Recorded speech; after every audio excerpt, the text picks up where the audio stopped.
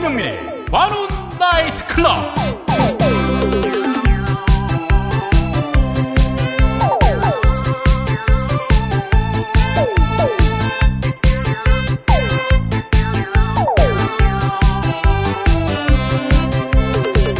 안녕하십니까, 웨이터 민동기입니다. 김용민입니다. 반갑습니다. 관훈 나이트 클럽으로 어서 오십시오.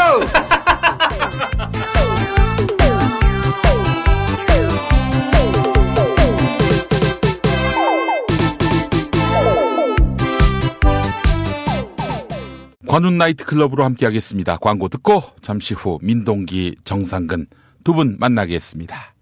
야, 근데 홍어가 진짜 그렇게 몸에 좋아? 아니, 끝내준다니까. 근데 비싸지? 열나 싸고 열나 맛있는 홍어가 있다니까. 어디? 알싸한 홍어. 네이버 검색창에 알싸한 홍어를 검색하시고 1599-6456 전화 주문도 가능합니다. 노력한 만큼 내어주는 자연. 그 자연의 마음을 알기에 정성농장 홍삼. 검색창에서 정성농장 홍삼을 검색해주세요. 010-9754-6972. 다이어트 해야 하는데 좀 간단한 방법 없을까? 다이어트 전용 그린 스무디로 하루 한두 끼만 맛있게 바꿔 드시면 끝. 1522-6648 또는 비타샵을 검색해주세요. 허리가 아파요. 아랫배가 나와요. 골반이 바로 서야 건강도 아름다움도 바로 섭니다. 바디로직을 입으세요. 토크밴드의 입체적인 탄력이 틀어진 골반을 바로잡습니다. 간편하고 확실한 골반 교정 타이즈 바디로직. 관훈 나이트 클럽입니다. 어서 오십시오. 반갑습니다. 안녕하십니까. 예, 우리 민동기 국장님은 어떻게 출근하시고 한 주 보냈어요? 네. 예, 모처럼 다시 조직인으로 들어가셔서 예. 잘 적응하고 계십니까? 조직인으로 들어가서 새벽부터 밤까지 일만 하고 있습니다. 아, 새벽은 아니지. 새벽은 저 국민 TV 와가지고 저 하시면서. 근데 어차피 그때 신문을 보지 않습니까? 아, 그것도 업무의 일환이다. 이게 다 연관을 시키죠. 아, 그래요. 조직 부적응자가 되면 안 되는데. 예. 조직 부적응자 이전에. 네. 미디어오늘 기자 중에 예. 정말 열혈 기자들이 많아가지고요. 예. 새벽에 뭐 기사를 쐈다. 뭐부터 시작해서. 그러니까 올려달라. 빨리 데스크를 봐서 이게 올려달라. 쏩니다. 그냥 쏘면 이제 바로 연락이 오죠. 네. 무섭습니다, 진짜. 그렇죠. 가끔씩 좀 기자들에게 경각심을 제고시키는 차원에서 이따위 기사를 보내놓고 올려달라고 하는 거냐라고 그렇게 문자 답장을 할 생각은 없었어요? 이게 왜냐하면 특징이 있습니다. 어떤 특징이 있느냐? 주로 이제 밤늦게, 아침 일찍, 새벽 이렇게 기사를 쏘는 선수들은 특징이 있어요. 대부분 기사에 자신감이 있기 때문에. 그렇죠. 그리고 결정적으로 그런 문자를 보내려면 어차피 새벽에 일어나야 됩니다. 그렇죠. 그만큼 자신감의 발로죠. 네. 근데 애매한 선수들은 절대 이제 그 밤늦은 시간이라든가 새벽에 기사를 쏘지 않습니다. 그렇게 새벽에 기사를 안 쓰면 애매한 기자들이다. 그게 조선일보 논법인데 이거. 그래도 민동기 국장 들어오신 이후로 어떻습니까? 편집국 분위기가. 편집국 분위기는 정말 놀라울 정도로 이전과 비슷합니다. 하나도 변함없이. 네. 예, 그래요. 정상근 선수 쪽 자리에서 곡소리가 좀 나고 있습니다. 왜? 일을 좀 제가 빡빡 주고 있거든요. 네, 제가 저번 주 방송인가요? 저번 주인가요? 그때 새로 편집국장으로 오시면 개가 되겠다고 했는데 정말 개처럼 일을 시키고 있습니다. 출근할 때마다 그 책상에다 사료를 붓는다는 소문이 있던데. 그래요. 정말 아주 미디어 오늘이 뭔가 좀 잘 되는 분위기로 갔으면 좋겠고 도와주실 수 있는 방법이 뭐가 있어요, 우리 애청자분들이? 후원 많이 해주시는 거죠. 네. 이런 거죠. 이제 구독을 하면 종이값이 나가니까 구독은 하지 마시고 이제 후원으로. 예. 아니요, 후원해 주시면 신문 보내드립니다. 신문이 갑니다. 그래요? 네. 그거 마케팅 잘못됐네. 그냥 꽁돈 받을 수 있었는데. 그래도 신문이 저희가 이제 배달을 바로바로 시켜드리면 진짜 좋은데 이게 다 아시겠지만 우편 배달 체제이기 때문에. 오래 걸립니다. 그래서 그래요? 이게 구독만 이렇게 해주십사 하고 하기에는 이거 좀 염치가 없어가지고. 그러면 모든 배달은 예를 들어서 한 닷새 뒤에나 간다는 거 아니에요? 빠르면 하루 만에 가는 하루 만에 갈 때도 있어요. 그거 어디에요, 그런 데는? 아니, 저도 이제 정기 구독을 하잖아요. 예. 어떨 때는 바로 그 다음날 와요. 네. 그래서 뭔가 바뀌었구나 이렇게 생각을 했는데 네. 아니더라고. 그 다음 주 화요일 날 오더라고. 그래서 이게 랜덤인가? 네. 랜덤. 미디어오늘 기자들이 직접 배달하는 건 어떨까요? 이렇게 둘은 개처럼 이렇게 일을 시키려고. 아니 빨리 배달돼야지. 그 뉴스페이퍼인데 이게. 그러게요. 그거 진짜 고민이더라고요. 그냥 페이퍼 아니야, 페이퍼 뉴스가. 근데 그 중앙일보도 그렇고 최근에 한겨레까지 모든 그 신문 제작 시스템을 종이보다는 디지털 쪽으로 옮겨가고 있기 때문에 인터넷 쪽으로. 그렇습니다.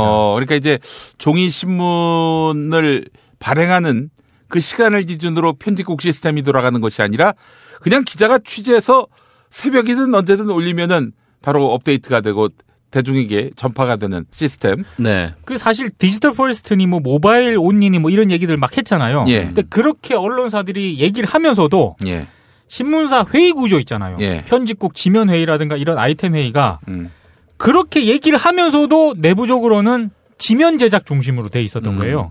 근데 이제 중앙일보는 그렇게 안 하겠다라고 이미 좀 실험을 계속하고 있는 거고. 그러니까 이제 인터넷 기사가 쭉 올라왔는데 그렇죠. 그중에 뭐 조회수가 높은 거라든지 좀 굵직한 내용이면은 그걸 이제 종이신문 편집할 때 뽑아다가 지면에 싣겠다. 그렇죠. 그런 얘기군요. 그러니까 온라인으로 먼저 가겠다라는 거죠. 기사 작성이라든가 이런 거 전부 포함해서. 근데 한겨레도 이제 그렇게 하겠다라고 얘기를 하더라고요. 그러니까 이미 그렇게 바뀌었기 때문에. 제가 PC 통신 시절부터 뉴스를 소비했던 사람으로서 격세지감을 느낍니다.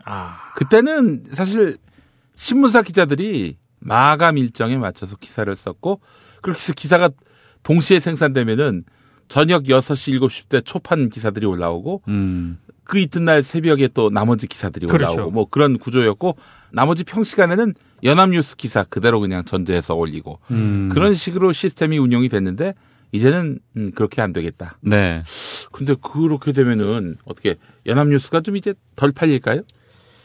연합뉴스는 제가 봤을 때 덜 팔리고 이런 것보다 연합뉴스 기사의 어떤 경쟁력은 속보잖아요.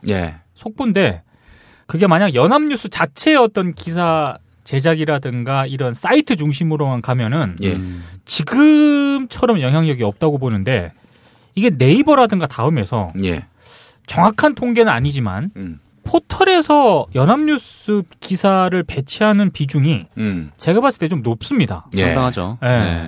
그것 때문에 연합뉴스가 상당한 영향력을 좀 발휘하고 있는 것 같더라고요. 그 옛날에는 라디오 방송도요, 그 TV 방송도 그렇고 정식 뉴스를 해야 되잖아요. 그렇죠. 정식 뉴스를 해야 되는데 그때마다 정식 뉴스 것은 5분짜리 뉴스는 연합뉴스를 그냥 우라카이 해가지고 했습니다로 바꿔가지고 그렇게 했는데 요즘에는 또 뉴스들이 종편이 생긴 이후로 속보 때문에 연합뉴스를 보는 일은 거의 없는 것 같아.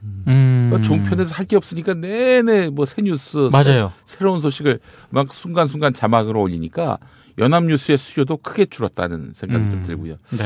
그래서 연합뉴스는 뭐 그동안 엄청난 도매상 겸 소매상 역할을 하면서 굉장히 사업의 영역을 넓혀왔고 수익도 크게 늘렸을지는 모르겠지만 정부 지원금은 지원금대로 다 받고 근데 앞으로는 굉장히 그 사세가 위축되지 않겠는가. 연합뉴스를 통해 굳이 소비하지 않아도 SNS도 또 발달되니까 사람들이 속보나 이런 것들을 굳이 연합뉴스에 의존하지 않아도 되는 그런 사회가 오지 않겠는가 생각이 듭니다. 디지털 포레스트로 가면 더더욱. 그렇죠. 그리고 기성 언론에 대한 불신도 굉장히 크기 때문에 그런 상황에서 연합뉴스의 어떤 그런 생존, 그다음에 향후 전략 이런 거를 저는 심각하게 고민해야 될 시점이라고 봐요, 진짜. 연합뉴스도 전재료가 너무 비싸요.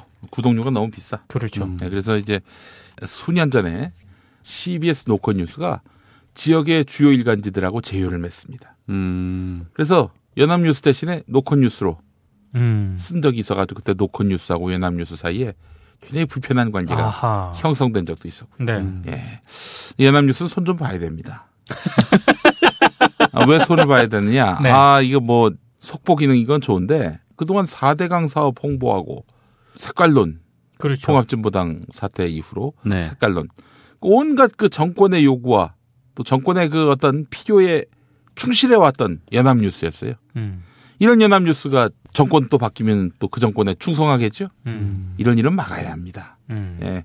연합뉴스를 제자리로 돌리기 위해서 정부 지원금은 다 끊어야 한다고 봅니다. 그러면 국가기관 통신망은 어떻게 되느냐? 국가기관 통신망을 갖고 있는 국가가 별로 없어요. 그렇죠. 예. 우리나라만 연합뉴스가 아주 독특한 특혜적 지위를 갖고 있는데 예. 그러다 보니 뭐 그 엄청난 그 매체력 이걸로 정권을 홍보해왔던 거 아닙니까? 한 500억 거 다 빼야 됩니다. 어떻게 생각하세요? 왜 연합에 뭐 연합에 뭐 주고받는 게 있습니까? 왜 이렇게 말씀이 신중해요? 이분 누구예요, 갑자기? 목말라. 이분 누구시지? 혁명동지인데요. 혁명동지. 연합뉴스가 일단 그 한 해 정부 예산을 300억 이상 받지 않습니까? 그렇죠. 그건 진짜 논란의 여지가 있습니다. 그렇죠. 원래 이제 그 뉴스통신진흥법인가요? 그렇죠. 그 취지가 있잖아요. 그러니까 뭐 일종의 이제 그 일반적인 언론사들은 사주가 있는 언론사들이나 아니면 그 영세한 언론사들은 지방의 특파원이나 해외에 이제 특파원을 가질 수가 없기 때문에 네. 그쪽이 이제 지방이나 아니면 해외 소식이 좀 소외될 가능성이 이제 크다는 거죠. 그래서 그렇게 해서 뭐 연합뉴스에게 뭐 돈을 지원을 해서 뭐 지방 소식도 빠르게 이제 알리고 세계 곳곳에 이제 소식도 이제 특파원을 통해서 전달을 하겠다는 건데 뭐 대체할 수 있는 방법은 많을 것 같아요. 어쨌든 뭐 양질의 지역 신문을 양성할 수 있는 뭐 그런 기반을 좀 마련을 한다든지, 네. 아니면 뭐 특파원 같은 경우에는 어떤 뭐 다른 뭐 특별한 뭐 이렇게 현지 매체를 뭐 번역하는 매체들도 요새 많이 생기니까, 네. 뭐 대체할 수 있는 방법은 많을 것 같아요. 네. 너무 비싸요, 근데 전재료가. 그러면 언론사들이 돈이 없어서 못 보내는 건데 좀 싸게 해줘야지. 그렇죠. 너무 비싸. 네. 맞아요. 네. 그리고 공적 자금이 어찌됐든 세금이 지금 들어가는 거지 않습니까? 네. 세금도 받고 돈 받고도 팔고 그러면 포털에도 전제하고 네, 좀 더 공공성을 좀 강화하는 그런 장치를 두든가 네. 아니면 정말 그 김용희 PD 얘기처럼 그 300억이라는 그 500억 아닌가? 300억. 300억이었나? 네. 아유 죄송합니다. 아까 제가 왜 갑자기 500억이라고 했지? 제가 그래서 말을 안 했던 겁니다. 얼마 주고 있었지라는 생각이 문득 들어서 300억 정도 되는 거의 어떤 그 지원 규모를 줄이고 네. 줄이는 대신에 그 있는 돈 있지 않습니까? 그걸 가지고 지원할 수 있는 그런 다른 부문들이 진짜 많습니다. 언론 분야에서도 네. 예, 그런 것들을 오히려 고민하는 게 좀 생산적이라는 생각마저 들 정도로 연합뉴스의 역할에 대해서는 조금 문제가 있죠 지금. 그래요. 연합뉴스의 앞으로의 방향도 한번 좀 모색을 해봐야 되고 정말 대단합니다. 제가 이제 속초에서 이제 직장 생활을 한 적이 있었는데 속초시청에도 주재 기자가 있어요. 네. 그 작은 지자체 인구 뭐 5만에서 10만 그 사이였던 속초에도 주재 기자가 있는 걸 보면은 그 연합뉴스가 해야 할 역할이기도 하다라는 생각은 드는데 중앙에서 워낙 개판치니까 뭐 국기에 대한 경례를 하질 않나. 예, 그런 연합뉴스 이거 빨리 바뀌어야 합니다. 이 연합뉴스가 개혁이 돼서 차라리 진짜 공적 지원을 받는 연합뉴스를 할지라도 정치적 중립성을 지킬 수 있는 뭔 장치를 마련한다든지 좀 그런 방법들이 있지 않나라는 생각이 들어요. 제가 뭐 어디 가서 항상 강연할 때 하는 얘기인데 우리가 지금 국민들마다 다 휴대폰을 갖고 있지 않습니까? 예. 휴대폰은 어떤 개인이 인증되는 가장 확실한 수단이기도 하고요. 예. 그렇지 않습니까? 이걸 갖고 직접 민주주의 실험 왜 못하냐 이거예요. 여러분 오늘 KBS 사장을 선정해야 되는데 국민 여러분이 결정해 주십시오. 저희가 한 이사회에서 3배수로 후보를 골랐는데요. 여러분 여기서 한 분 좋은 분 한번 골라주십시오. 해서 고른다? 그 사람은 대통령이 임명하는 것이 아니라 국민이 임명하는 거 아니겠어요? 이런 식으로 직접 민주주의 실험을 한번 했으면 좋겠다. 그리고 국민 여러분 사드 문제와 관련해서 논란이 많습니다. 사드 설치를 할까요? 말까요? 이거 갖고 또 건다? 안 된다. 지금은 큰일 난다. 뭐 그리고 한중 관계 걱정된다. 해서 반대표가 많다. 그럼 중단해야지. 다시 국민들한테 뭐 설득해서 호소하는 방법을 동원해서 또 물어볼 수도 있겠지만은 요건 아니라고 그러면 또 국민의 뜻을 받아들여서 아닌 게 되는 왜 이런 건 사람들이 생각을 안 하지? 그게 아마 이제 정책을 결정하고 사장을 뽑고 이런 문제에 있어서 예. 뭐 인사권 이런 게 있지 않습니까? 예. 절차가 있고. 예. 그래서 아마 그런 것들을 저도 이제 김용 PD가 얘기한 거 있지 않습니까? 예. 그런 게 여론이 어떻다 이런 거를 좀 파악을 하고 이 특정 사람이라든가 어떤 정책에 대해서 정말 너무 반대가 심하다. 그런 거를 충분히 고려하는 수단으로서는 활용을 해야 된다라고 생각을 하거든요. 이를테면 인사청문회 마친 다음에 그 뭐 중계가 됐을 테니까 국민들한테 물어보는 거예요. 그래서 호불호를 물어봐서 불호가 더 많다. 그러면 그걸 감안해서 대통령이 임명하든지 말든지 해야 되는. 그러니까 그런 여론 향배를 측정하는 도구로서는 굉장히 좀 검토해 볼 만한 가치가 있다고 봐요. 그리고 솔직히 네. 그 이번에 그 국정농단 청문회에서도 그 나온 거잖아요. 요즘 제보들을 시민들이 해주지 않습니까? 국회의원한테. 예. 그런 시대가 됐기 때문에 예. 여론의 향배를 너무 그 기존 언론, 흔히 말하는 그 오피니언 리더라고 하는 그런 분들의 의견도 들어야겠지만 예. 그 사람들은 상당 부분 한국 사회의 기득권 세력이기 때문에 예. 그쪽 여론만 듣지 말고 좀 바닥 민심을 최대한 파악하기 위한 여러 가지 장치 가운데 하나로 충분히 고려해 볼 만한 가치가 있다고 봅니다. 예. 정동지. 네? 왜 아무 말도 안 해? 오늘 뭐하러 왔어요? 밥을 먹었더니 졸립네요. 예. 어떻게 생각하세요? 이런 직접 민주주의 제안. 뭐 나쁘지 않은 것 같아요. 근데 뭐랄까 좀 보완책이 좀 있었으면 좋겠는 게 막 스마트폰이 없는 분들도 계실 수도 있으니까. 네. 그런 사람이 거의 없지 않나? 뭐 거의 없을 텐데 그래도 뭐 없는 사람도 참여할 수 있는 뭐 보장 같은 거는 좀 있어요. 우리 동사무소 같은 데 오셔서 그래도 인증 내세우고 그 저기 한번 우리 아버님은 폴더 쓰십니다. 폴더폰도 가능하게 폴더폰 버전으로 네. 할 수 있는 방법이 있을 거 아니에요. 요즘 다 문자만 보낸다고. 예. 그래서 그런 식으로 뭐 보완만 한다면은 충분히 직접 민주주의도 가능한 시대가 아니겠는가. 옛날에는 그게 불가능했지. 뭐 그냥 때마다 그냥 투표소 만들고 가서 도장 찍고 뭐 모아서 집계하고 그러지 않아도 되지 않습니까? 뭐 조작을 하지 않는 이상은. 그래서 이번에 개헌을 하면은 그런 좀 직접 민주주의 요소를 좀 강화를 해야 된다. 뭐 그런 얘기들이 많았는데 그냥 내각제다 아니다. 뭐 그것만 얘기가 나오다 보니까 그런 얘기가 많았는데 어디서 많았습니까? 누굽니까? 그분도 내각제는 반대하신다고. 네. 예, 알겠습니다. 자, 오늘 그럼 본격적으로 이야기 들어가도록 하겠습니다. 예. 정동재! 네. 네? 드디어 말을 할 시간이 왔네요. 정권 교체를 함께 염원하는 직원들로 똘똘 뭉친 판촉물회사 네피알로 삼행시 갑니다. 내가 아는 사업이나 행사를 PR하기 위한 알짜배기 판촉물 회사. 선물, 기념품, 답례품을 구하신다면 우리 편 회사 네피알을 찾아주세요. 3만 가지가 넘는 물품을 대기해 놓고 있습니다. 네피알로 인터넷 검색창에 입력하시거나 032-519-4800으로 연락주세요. 카카오톡 아이디는 네피알입니다. 팟캐스트 듣고 연락주시면 더 깎아드립니다. 현대인의 몸에 있는 독, 어떻게 치유할까요? 장봉근 아로니아는 자연에서 답을 찾았습니다. 아로니아라는 열매에 몸의 노화나 질병을 예방해주는 강력한 효과가 있습니다. 남녀노소 누구에게나 건강을 드리는 장봉근 아로니아.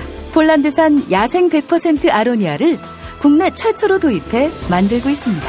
아로니아 안토시아닌이 혈관을 보호하고 혈관의 혈전을 억제시키는 효과가 있는 것으로 검색창에서 장봉근 아로니아를 찾으시고 전화 문의는 1522-1194로 하시면 됩니다. 첫 번째 전해드릴 거는 지난 2015년에 혹시 기억하실지 모르겠지만 KBS에서 채용이 된 기자 중에 좀 논란이 됐던 기자가 한 명 있어요. 일베 기자. 네, 맞습니다. 그러니까 일간베스트에서 활동했던 전력이 드러나가지고 그러니까 채용이 된 이후에 드러났던 것 같아요. 그래서 그 이후에 뭐 그 문제에 대해서 굉장히 내부에서도 좀 반발이 심했고 일단 뭐 기본적으로 이 사람이 기자 생활을 하는 거는 적절치 않지 않냐. 왜냐면은 노무현 전 대통령에 대해서 폄하하는 글도 이제 일베에 올렸고 더군다나 특히 이제 KBS 여사원들이 굉장히 비판을 했던 거는 그 여성 혐오적인 그런 글들을 일베에 굉장히 많이 올렸어요. 좀 심하더라고요. 네, 진짜. 그래서 좀 방송에서 좀 언급하기가 좀 어려울 정도로 예. 좀 그런 여성 혐오적인 발언을 했는데 그래서 어쨌거나 그 채용된 후에 뭐 일종의 뭐 이제 트레이닝 기간이 있지 않습니까? 네. 그때 이제 뭐 채용 취소 논란이 좀 있었는데 근데 어쨌거나 KBS는 이 사람을 채용을 결국 했고 대신 이제 보도본부 밖에 발령을 냈었죠. 근데 보도본부 밖에 발령을 냈는데 그 지난 2월인가 다시 보도국 안으로 발령을 낸 거예요. 근데 사회부로 발령을 냈어요. 그래서 이제 내부에서 또 이제 우려가 생기기 시작한 거죠. 그러니까 예. 이 사람이 KBS 공영방송에 맞는 기사를 이제 쓸 것이냐. 이제 물론 지금이야 이제 굉장히 뭐 막내 기자이기 때문에 막내급 기자이기 때문에 그냥 뭐 데스킹 과정에서 어느 정도 걸러지겠죠. 근데 이 사람이 나중에 뭐 자기가 데스크가 되고 이렇게 연차가 이렇게 막 쌓였을 때 그때는 이 사람이 어떤 행동을 하겠냐라는 게 지금 뭐 아무런 보장이 없는 거잖아요.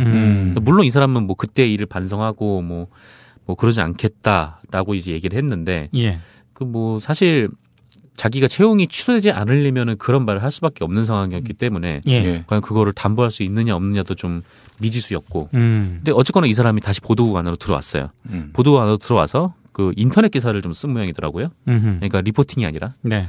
그러니까 인터넷에 저번 달 30일 그 정도부터 뭐 택시에 두고 내린 2억 원, 뭐 되찾아준 양심 승객 뭐 이런 기사부터 시작을 해서 이런저런 기사를 쓰다가 지난 5일부터 그 뉴스7에서 리포팅을 시작을 했습니다. 7시 뉴스. 네. KBS 1TV. 네네. 그리고 5일에 했고, 뭐 대법 앞에서 고의사고라는 리포팅을 했고, 그 다음에 6일에도 뭐 일당 30만원 광고 보고라는 제목의 리포트를 내보냈어요. 예. 그래서 이제 뭐 내부에서는 역시 좀 우려했던 일이 벌어졌다 뭐 이런 반응인 것 같아요. 근데 뭐 정수영 정보언론노동자 KBS 본부 공정방송 추진위원회 간사의 말을 좀 들어봤는데 뭐 우려하던 일이 현실화됐다. 그래서 뭐 사측의 인사발령 철회를 요구했지만 뭐 받아들여지지 않았다. 뭐 이런 사태가 일어나게 된 것에 뭐 크게 우려를 한다라고 얘기를 하더라고요. 예. 그러니까 뭐 결국은 KBS가 뭐 회사의 판단으로 그 일베 전력 있는 기자를 보도본부 안으로 들여왔고 예. 이제 이 사람이 이제 기자로서 역할을 하기 시작을 했다는 거죠. 그러니까 저는 저 사태를 보면서 물론 저 해당 기자도 상당히 좀 과연 공영방송 기자로서 자질을 갖췄느냐 네. 요거도 한번 따져봐야 되지만 전혀 저 KBS 간부들이 결정을 내리지 않습니까? 좀 이해를 못하겠더라고요. 저렇게 해서 얻는 이득이 과연 무엇일까? KBS 측에. 네. 이미 일베 기자 이꼴 KBS가 지금 돼버렸단 말이에요. 그러니까 오히려 이런 부정적인 여론이 있다는 걸 알면 정말 리포팅을 하고 이런 그 배치에 있어서는 굉장히 신중을 기해야 되는데 전혀 지금 그런 게 없다고밖에 지금 판단이 안 되는 거 아니겠습니까? 뭐 그렇죠. 네. 하여튼 조금 심각한 상황인 것 같긴 해요. 아까 정상근 기자도 얘기를 했지만 지금은 막내 기자급이거든요. 네. 네. 그래서 뭐 여러 가지 데스킹이라든가 이런 단계를 거쳐가지고 조금 어느 정제가 되긴 되겠죠. 하겠지만 네. 만약에 이제 점점 막 시간을 거치면서 이 일베 기자 역시 여러 가지 변화를 겪을 가능성도 있죠. 그렇죠. 예. 네. 뭐 그래서 만약에 정말 나중에 변화가 된다면 모르겠지만 그런 보장이 없으니까. 지금 상황에서는 너무 그게 네. 일베 기자가 쓴 게시물이라든가 기사를 통해서 이걸 보신 분들은 그 가능성에 대해서 굉장히 회의적인 거 아니겠습니까? 너무 심하기 때문에. 특히 여혐과 관련해서는 네. 너무 심해요, 진짜. 그렇죠. 그 실제로 뭐 일베가 보도국에 미치는 영향 이거를 이제 잘 보여주는 게 이제 MBC의 박성우. 박성우 이제 뭐 시사 제작 1국장인가요? 하여튼. 뭐 하여튼 네. 토론 뭐 그쪽으로 가죠. 박성호로 들을 수 있습니다. 박상후. 네. 박상후. 예. 이분이 이제 사내 게시판에 뭐 글을 올렸는데 그게 일베 논리랑 똑같았다고 예전에 그런 논란이 좀 있었거든요. 그래 KBS는 뭐 말단인데 저기는 MBC는 부장급이니까. 네. 그러니까 이런 상황이니 뭐 말단 기자가 리포트하는 건 문제가 안 될 수도 있다라고 KBS는 판단했을 수도 있지 않을까. 저쪽은 부장국장이죠 하는 판인데. 그렇죠. 예. 근데 하여튼 그 기자는 내가 봤을 때는 아주 그림이 안 좋습니다. 물론 이제 그 자신에게 드리워진 이미지를 탈출할 수 있는 그런 어떤 기회 또 노력 이게 좀 시간이 필요하긴 합니다만은 지금 내내 보면은 그 경영진 데스크 이 사람들의 비호를 받으면서 기회를 엿봤단 말이죠. 아주 치명적인 거예요. 그렇죠. 예. 그러니까 이 밑바닥 같이 일하는 팀워크를 이룰 우리 동료 직원들에게 지지와 그 어떤 그런 연민의 정이라도 자아낼 만한 네. 그런 액션을 해야 되는데 이건 뭐 비호를 받아가면서 결국 리포트까지 하는. 제가 그 기자한테 개인적으로 네. 조금 안타깝거나 좀 그랬던 마음이 들었던 게 그 부분이거든요. 그러니까 저는 한 번 잘못을 했기 때문에 얘는 영원히 안 돼. 이것도 난 문제가 있다고 보거든요. 왜냐하면 사람이 변할 수도 있고 네. 개선의 여지도 있는 거 아니겠습니까? 그러면 그런 모습을 보여주기 위해서는 이른바 그 관계 형성이라고 하는 게 신뢰를 얻기 위해서는 같이 일하는 동료들, 그다음에 그렇게 문제가 됐던 여형과 관련해서는 같이 일하는 여기자들도 있는 거 아니겠습니까? 뭐 그런 부분들과의 신뢰 회복을 위해서 본인이 뭔가 굉장히 노력을 하는 그런 모습을 더 보였어야 된다라고 생각을 하는데 그렇죠. 밖에서 봐서 그런지 모르겠습니다만 그런 얘기는 잘 안 들리고 지금 김용희 PD가 이야기한 것처럼 네. 이른바 그 지금 KBS 경영진이라든가 간부들이 뭔가 그 일베 기자를 쉴드를 치는 것 같은 이렇게 논란이 됐는데도 야 취재부서에 배치를 해? 이런 생각이 들지 하지 않습니까? 그렇죠. 이제 두 분 말씀대로 2년 지났잖아요. 네. 입사한 지 2년이 지났는데 그 사이 동안 뭐 자기가 어떻게 뭐 실제로 뭐 반성하는 모습을 보였다든지라고 하면은 뭐 보도본부 안으로 다시 들어온다고 해서 뭐 이제 과거에 그런 전력이 있긴 하지만 뭐 이렇게 뭐 성명을 내거나 아니면 뭐 단체 행동을 하면서까지 반대를 할까라는 생각이 좀 들더라고요. 그러니까 예. 만약에 이 사람이 정말 반성을 하고 뭐 개선의 여지가 있다라고 하면은 이렇게까지 대응을 하진 않겠죠. 근데 그렇죠. 여전히 그때 사회부로 들어올 때도 여기저기서 뭐 성명을 내고 되게 우려의 목소리가 나왔고 그리고 리포팅을 나온 순간에도 이렇게 우려의 목소리가 나오니까 두 분 말씀하신 대로 이 사람은 그렇게 크게 변하지 않은 것 같다라는 생각이 좀 들 수밖에 없는 거죠. 제가 그 일베 기자라면은 얄궂게도 갑자기 어느 순간 그 친구의 상황이 됐다. 이럴 경우엔 제 얼굴을 드러내고 제 입장을 밝힙니다. 제가 그 문제의 일베 기자입니다. 대단히 잘못된 일이었고 지난 날을 사과합니다. 이거는 어떤 제가 이 위기 상황을 탈출하기 위한 방법이 아니라 기자로서 앞으로 살고자 하는 그런 삶으로서 이 지난 과거와는 같이 갈 수 없다는 걸 잘 알기 때문입니다. 앞으로 절대 일간베스트 하지 않고 그간의 발언에 대해서 잘못됐음을 시인하며 사과합니다. 이러고 시작하면은 기왕 얼굴 알려진 거 이름 알려진 상황에서는 네. 그게 자신에게 득이 될 수도 있어요. 전화 위기의 기회가 될 수도 있어요. 어차피 위기.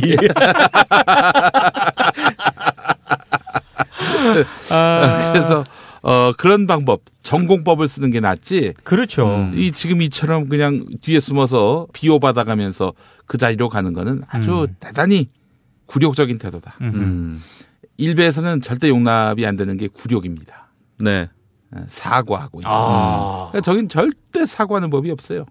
사과하는 순간 진다고 판단을 하는 거예요. 일베의 그 모든 논리의 기반을 보면은 너는 굴복했냐 안 했냐. 너는 패배했느냐 승리했느냐. 뭐 이 부분으로 보거든요. 그러니까 승자가 절대 정의야. 전 땅크가 그렇게 인정받는 이유도 전 땅크가 광주 시민들을 학살한 그 나쁜 죄악을 저질렀음에도 불구하고 사과하지 않았어요. 물론 이제 사과한 적은 있지만 나중에 다 말을 뒤집었잖아요. 그렇죠. 광주 사태는 지금 하는 거 보면 저게 뭐. 그러니까요. 진짜 꼴 보기 싫더라고요. 네. 아니, 그리고. 예. 그 일베 기자가 네. 예전에 무슨 반성한다는 그런 취지의 무슨 그런 입장을 내긴 냈었던 것 같긴 해요. 네, 그는 뭐 사내에서 한 거지, 그거는. 그렇죠. 근데 이제 지금 김용희 PD가 얘기한 어떤 저런 방식을 통해서라도 뭔가 어떤 같이 일하는 동료라든가 그 사건으로 인해서 굉장히 부정적인 그런 시각으로 바라보시는 분들한테 네. 신뢰를 주려는 노력은 대단히 미흡했다. 저는 이렇게 보여지더라고. 하여간 그 친구는 앞으로 리포트 할 때마다 제가 다 링크를 할 생각입니다. 일베 기자의 리포트 한번 보시죠. 이러면서 이미 네. 올렸어요. 네. 아까 보니까 이미 올리셨더라고요. 아니 사실은 네. 이 녹음을 지금 금요일 점심시간 때 하고 있지 않습니까? 그 기사와 관련해서 미디어오늘 내부에서 오전에 예. 약간 그 토론이 있었습니다. 그 기사를 김도연 기자가 썼거든요. 예. 근데 그 일베 기자의 실명과 그다음에 리포트 있지 않습니까? 예. 그래서 본인 드러나잖아요. 그걸 다 공개를 했어요. 그래서 저도 처음엔 굉장히 이건 문제가 있다. 이렇게 해가지고 노출을 시켰어.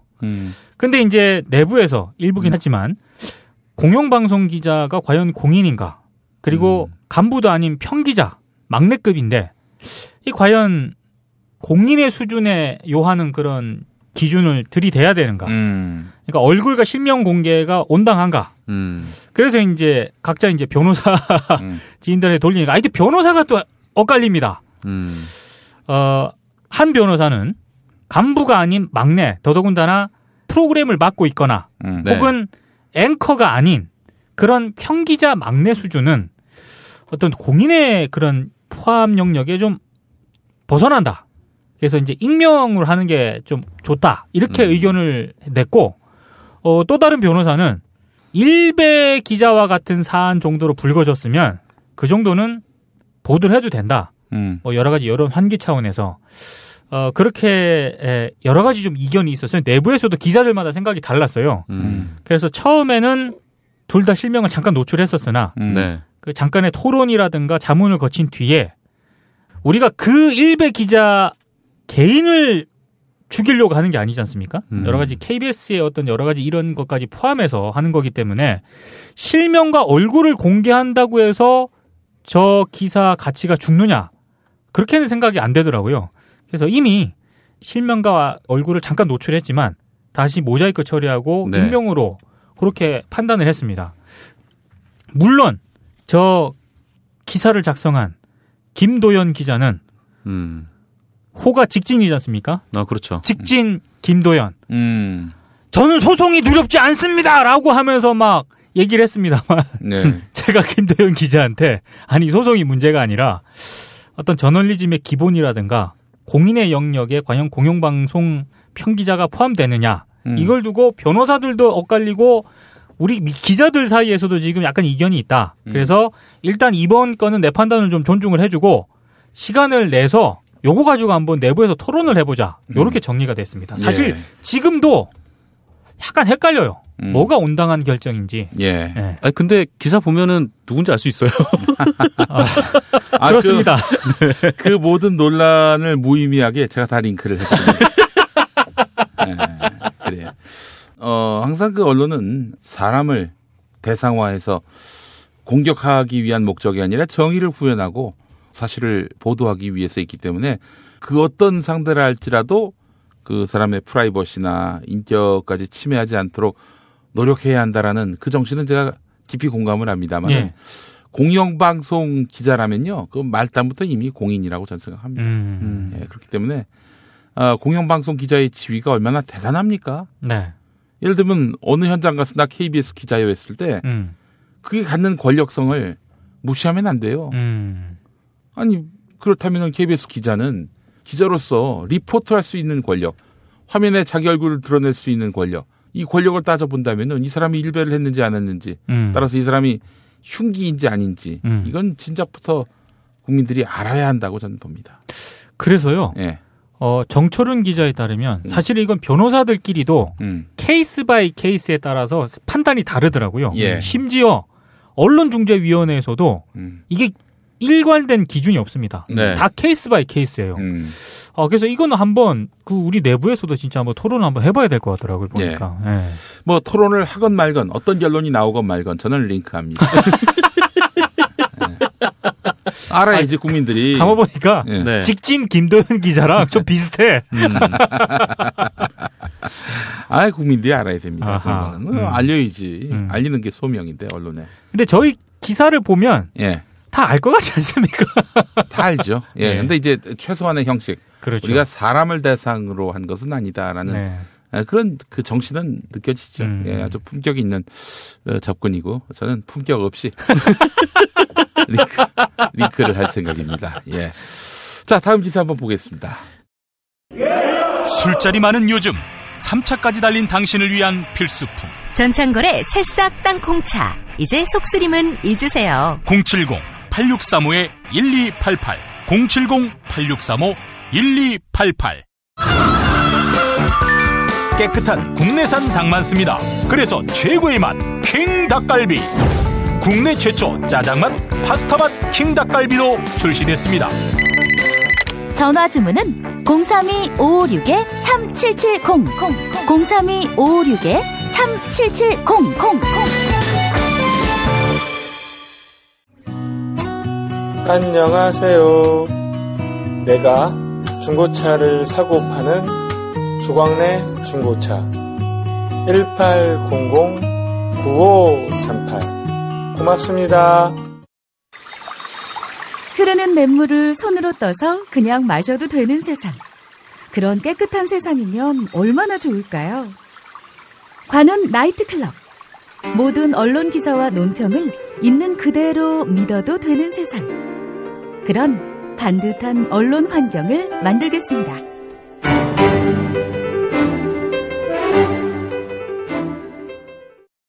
선관위가 주최하는 토론회가 총 3회 예정이 돼 있다고 하더라고요. 그러니까 3분 정도 이렇게 하고 그 다음에 이제 뭐 그 외에 마이너 후보들에게도 발언권을 주기 위해서 별도의 이제 마이너리그 토론회를 하는데 김종인 대표는 마이너리그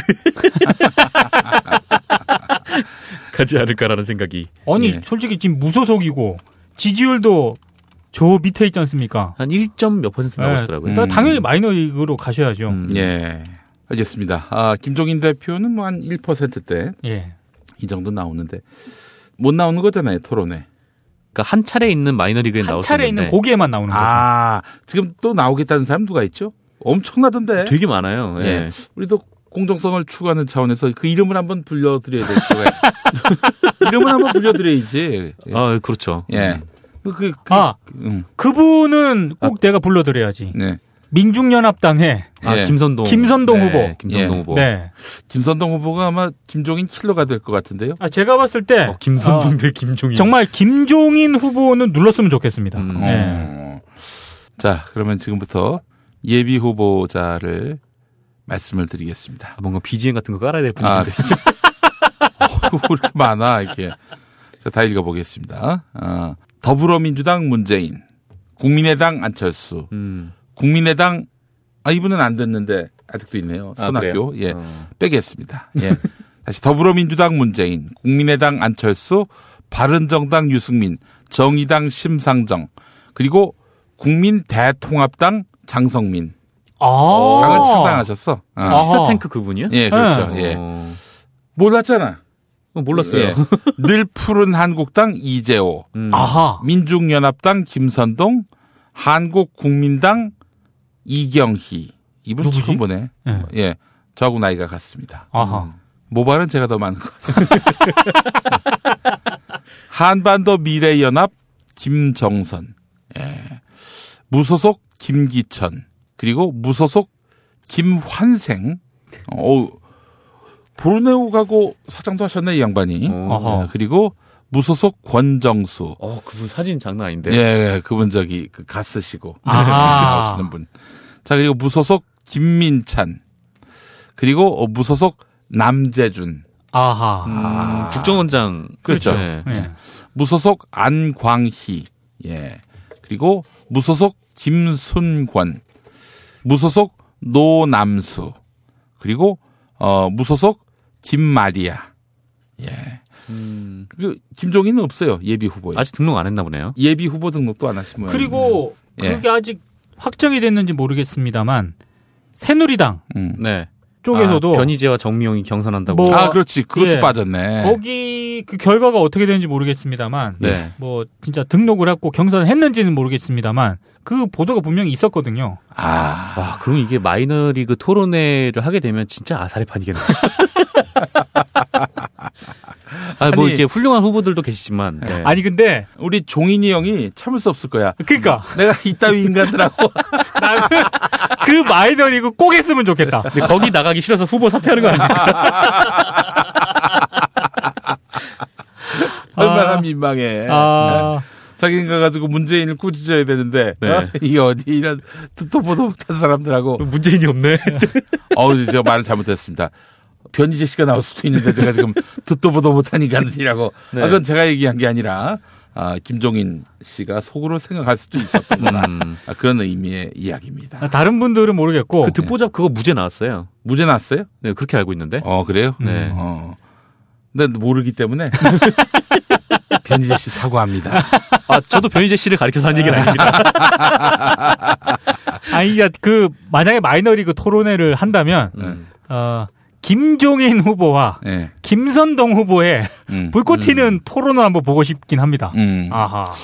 허경영도 나왔으면 참 좋았을 텐데. 그러면 난리 나죠. 예. 아마 시청률 보장될 거예요. 아마 다른 후보 그 토론회보다 더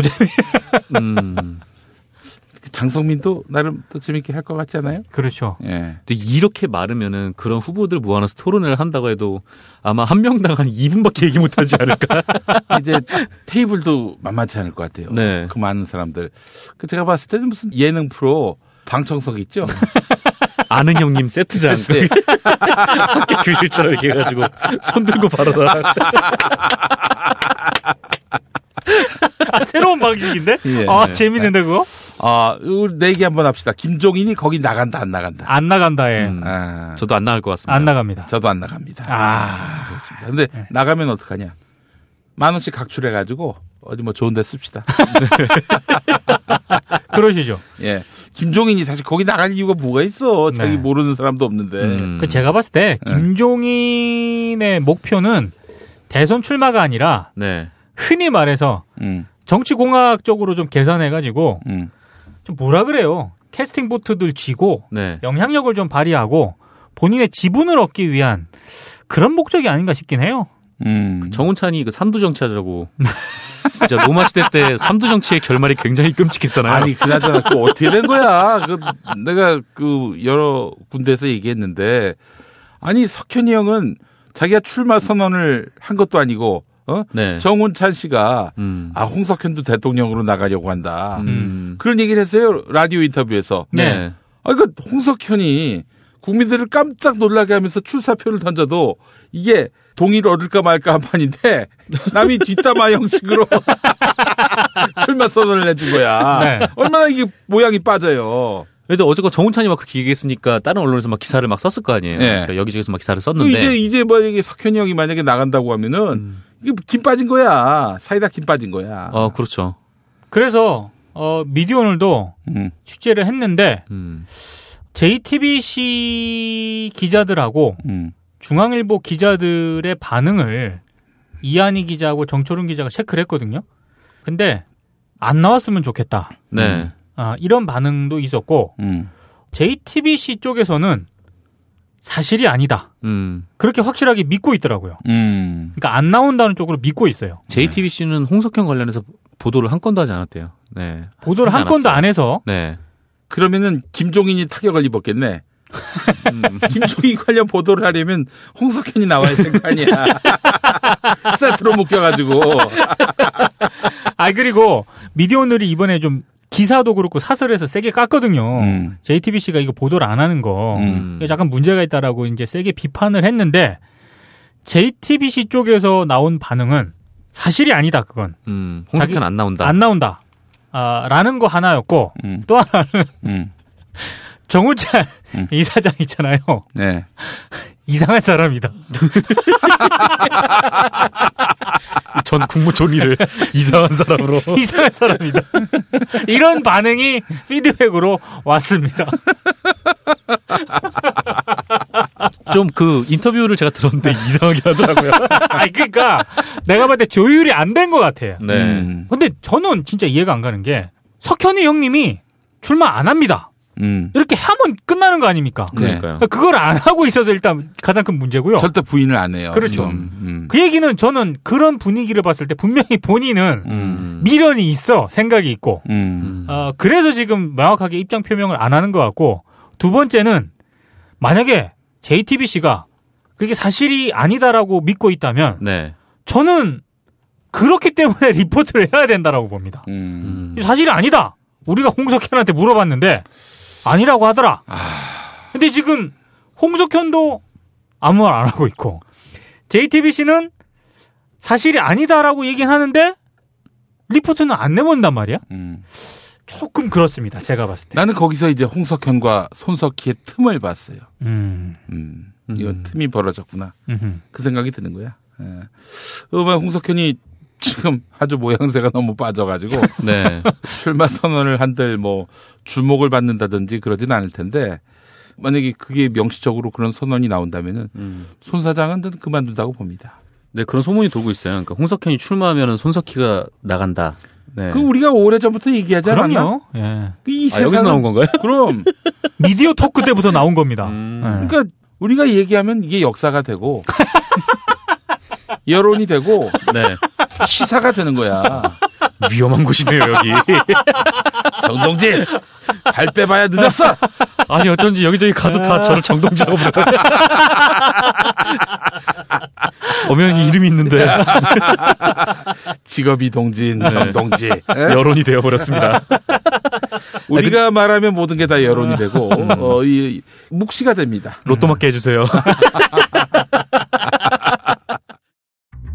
6살 하늘이 밥을 잘 안 먹어요. 그런데 이때 택배입니다. 연지연 곰탕이 배달됐어요. 직접 도끼로 팬 장작불 위에 한우 사골과 도가니를 가마솥에 한가득 넣고 24시간 끓인 진구. 연지연 곰탕이 하늘이 입에 들어가는 순간 맛있다. 엄마 한 그릇 더 주세요. 조미료 같은 첨가물이 전혀 들어가지 않아 엄마의 기쁨은 더하답니다. 7팩 이상 무료 배송합니다. 주문 전화는 010-7252-1114 010-7252-1114. 김용민 브리핑과 함께하는 브리핑 대리운전 1522-9687 1522-9687. 수익금 일부는 김용민 브리핑 드라마 악인 열전 제작비로 쓰입니다. 박근혜가 구속되면 1회 공짜 이용이 가능한 대리운전 브리핑 대리운전. 브리핑 대리운전 번호 잊지 않으셨죠? 1522-9687 1522-9687. 저는 오늘로 대통령직을 사퇴합니다. 이주노동 희망센터 이사 권영국 변호사입니다. 이주노동 희망센터는 동남아시아 저개발 국가의 이주노동자들과 함께하고 있습니다. 시골 오지 마을에 학교를 만들고 마을 주민들이 공동체를 이루어 운영하도록 돕습니다. 포털 검색창이나 페이스북에서 이주노동 희망센터를 검색하시어 후원회원이 되어주세요. 노동 존중 생산과 소비를 통한 사회연대를 추구하는 문자당이 함께합니다. 석현이 형님은 그런 의미에서 보면 우리의 그 저주에 걸렸다. 주술에 걸렸다. 근데 김종인 보십시오. 홍석현 그리고 또 누굽니까? 정운찬. 이 세 사람 독자적 정치 세력을 하기는 상당히 네. 자신감이 없는 사람들입니다. 그러니까 그렇죠. 일단 서로의 명망을 최대한 키워서 단일화했을 때 그 시너지를 갖고 네. 그렇게 해서 오야붕이 된 다음 기존 정치 세력을 흡수한다. 이 그림이 있는 것 같아요. 근데 아저씨들 그렇게 되겠습니까? 말이 안 되는 소리를 하고 있어요. 그중에 이제 가장 뉴스 규모가 큰 사람이 김종인이잖아요. 그렇죠. 김종인이 1.7% 나오는 거 보니까 다른 사람도 한 1.7% 나오면은 뭐 한. 그렇죠. 근데 김종인이 1.7%니까 나머지 두 분까지 합치면 셋이 합쳐봐야 1.8% 정도 되겠다라는 생각이 들더라고요. 그렇죠. 안 됩니다. 네. 너무 늦었고 또 이분이 너무 많아서 비문 안에서도 오야붕 먹기가 쉽지 않습니다. 그리고 안철수의 지지율조차도 그 지지율이라고 하는 것이 대체로 이제 저런 거 아닙니까? 부유표, 떠다니는 표. 그러네. 그 표가 5월 9일에 안철수를 향해 집중될 것인지 아무도 예측 못합니다. 그렇죠. 네, 사실 뭐 어쨌건 더불어민주당 경선은 좀 치열했잖아요. 예. 그래서 뭐 사실 좀 지지자들끼리 뭐 상처를 입을 정도로 굉장히 많은 얘기들이 오고 갔는데 네. 사실 국민의당 경선은 흥행은 좀 성공을 한 것 같은데 많은 분들이 와서 투표를 한 것 같은데 뭐 차떼기 논란도 지금 생겼고 예. 네.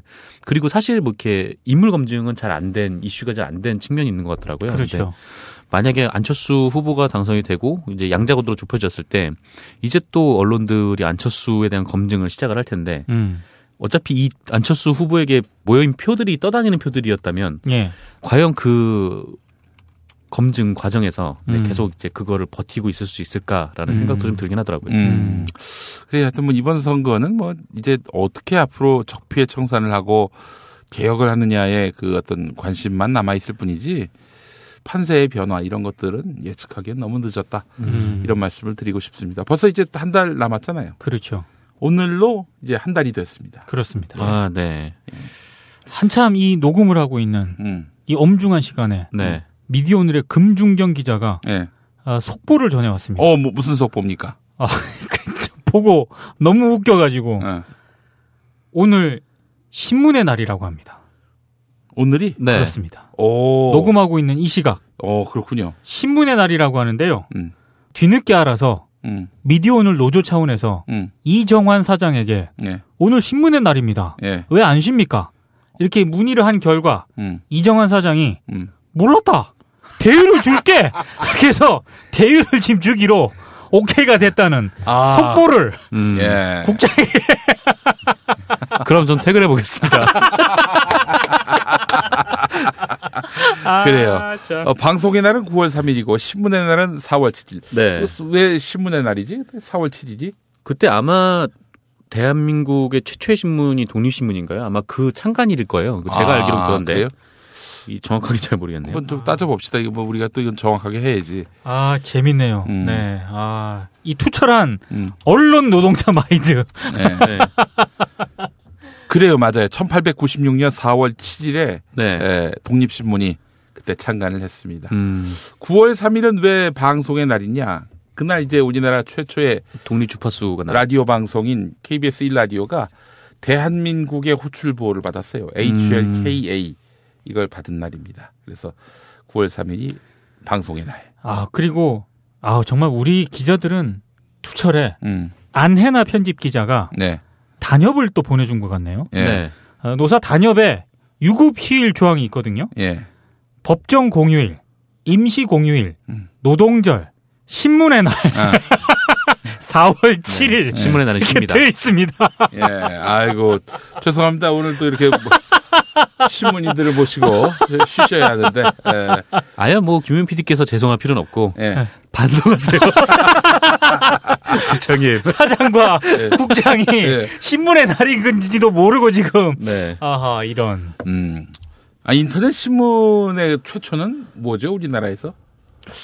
오마이뉴스 아닐까요? 아니에요. 최초는 아니에요. 최초는 딴지일보입니다. 그렇죠. 딴지일보. 그날은 이제 인터넷 언론의 날로 하나 정하면 어떨까? 딴지일보가 물론 조선일보 패러디긴 합니다만은 1998년 7월 6일이네요. 저희는 7월 6일을 인터넷 언론의 날로 제정하겠습니다. 네. 그날은 뭐 우리 녹음이 팟캐스트 쉬나요? 쉬겠습니다. 무조건 쉬겠습니다. 알겠습니다. 자, 오늘 이렇게 해서 마무리하도록 하고 다음 주간은 또 이제 대선일로부터 한 23일 남은 시점이 될 거로 조금 다가갑니다. 이럴 때 뉴스에 너무 지치지 마시고 제가 분명히 얘기합니다. 이거 뭐 이미 판세는 굳어졌고 이걸 뒤집을 수 있는 동력은 없다. 이렇게 자신 있게 제가 말씀을 드릴 테니까 이지일비하지 마시고 더 나은 대한민국을 위한 그 방안이 무엇인지 함께 고민하는 걸로 우리의 좀 힘을 또 생각을 모았으면 좋겠습니다. 자, 정상근 기자님 수고하셨고 우리 민동기 국장님도 고생하셨습니다. 고맙습니다. 감사합니다. 다음 주에 뵙겠습니다. 김용민 브리핑과 함께한 시간 어떠셨어요? 다음 시간에도 보다 바르고 알차며 즐거운 정보로 여러분을 찾아가겠습니다. 팟캐스트 포털 팟빵에서 다운로드하기, 구독하기, 별점 주기, 댓글 달기로 응원해주세요. 잊지 마세요. 다운로드하기, 구독하기, 별점 주기, 댓글 달기.